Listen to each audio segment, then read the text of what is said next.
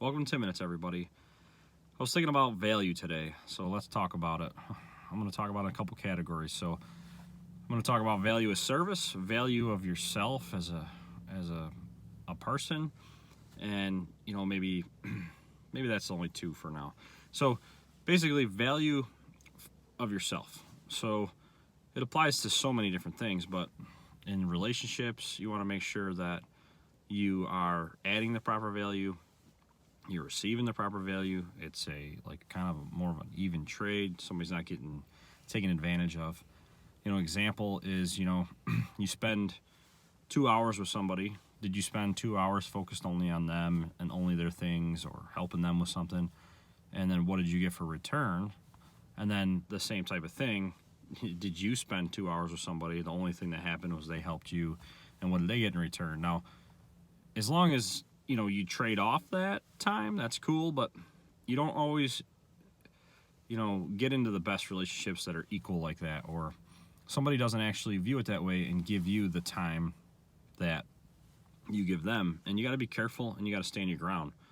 And that's what I mean by understanding your value is, address that with them. Make sure that you're both getting at least some type of equal value out of the situation. That'll make it a real friendship, real connection, and should make it last. And then when it comes to service, the same exact thing. It's like, we run a service business, and we every day compete against somebody wanting to get a lower price. We compete against somebody trying to figure out how to get the value they want from us at a discounted price. Well, that doesn't work. It's not sustainable. So, we just say, hey, that's our value. That's what we're worth. If you don't want to pay it, somebody else will. If you're figuring out something that's a big disconnect, that you're thinking you're getting the same exact value from somebody else, it'd be great if you'd tell us so we can figure out what we got to do different. But we've tested this. We believe in our value. We believe in what we do, and we're very confident. And that stops us from getting beat down on price, because that's all everybody ever tries to do. And not everybody, but that's probably 80% of people we talk to at first. And at the end of the day, I'm opposite of the phone company when it comes to value. If I'm going to get a new customer, they got to understand, recognize the value, and pay the value. And then actually, as we build the relationship, get more efficient working together, and they're bringing us regular, consistent work, that's when they actually see a savings, because we understand each other, we can help each other more efficiently. So that's when they're actually costing the company less money, and that's when we actually charge them less money.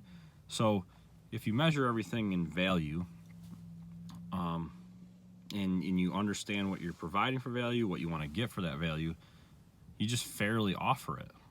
And when you have a new customer, actually, in a service business, the run-up and getting to know them and all that costs more time, which is going to cost them more money, because we have to put the time and the value into the relationship.